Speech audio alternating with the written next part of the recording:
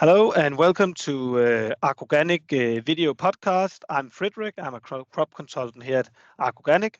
Today, we have doing a little bit of an online setting out of our normal studio, and I'm joined by David, which is a crop consultant here at Organic. Maybe David, you could introduce yourself. Who are you?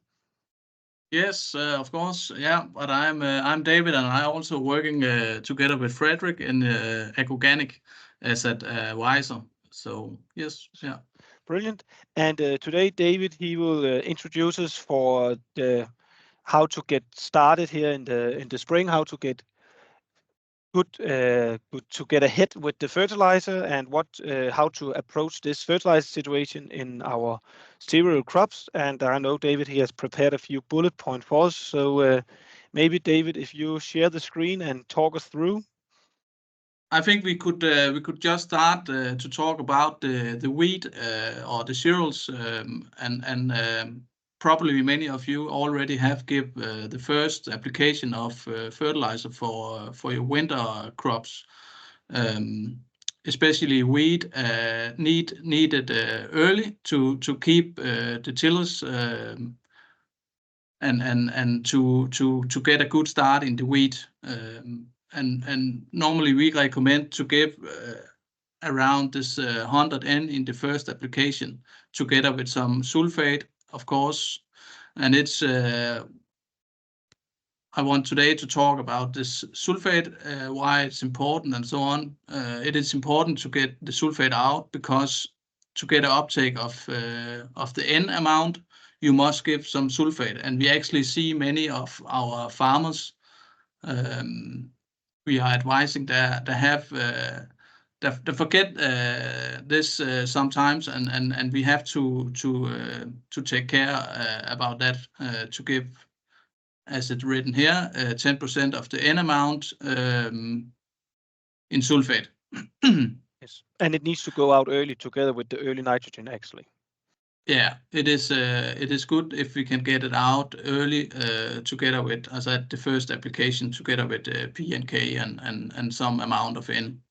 Very good. So and and then if we get back to now we talked about the sulfate for the winter cereals or for the cereals in general. How about the N strategy for the winter cereals?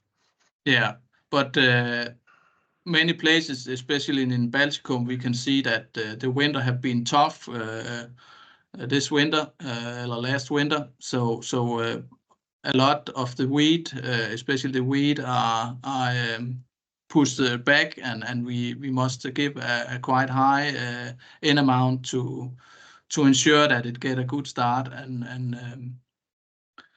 and the last part of the N amount should be before 2 weeks before stage 31 to ensure that there will be an uptake of the nutrients in right time.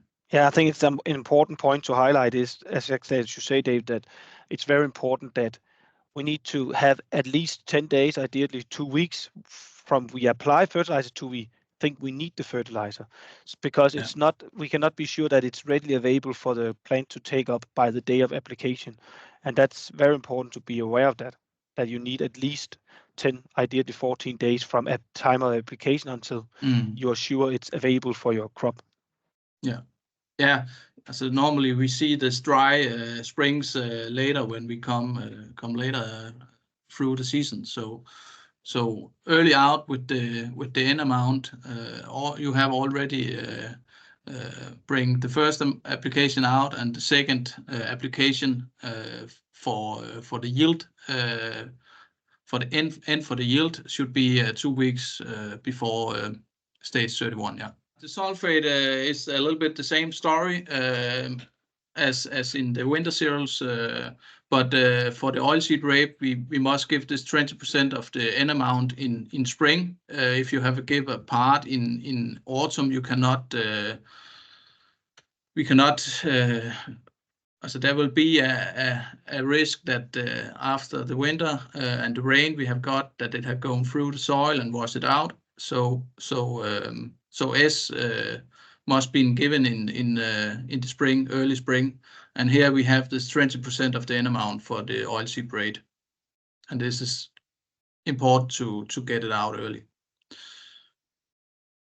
Yep, good. And how about barley for spring cereal establishment, both spring wheat and spring barley? What's this fertilizer strategy in that regard? Yeah, of course, we need seed as fast as possible when it's ready, the soil is ready, to get a good root system on the spring crops, so it can take nutrients up and take water up later when we can get a dry season as we have seen before. So early seeding to ensure a good yield. This is one of the first points I would say. And of course, when we talk spring crops, there is a short, so it have not so long period to before we should harvest it. So that means that the fertilizer should be given together with seeder or before seeder. So minimum around this 50 kilo of N together with the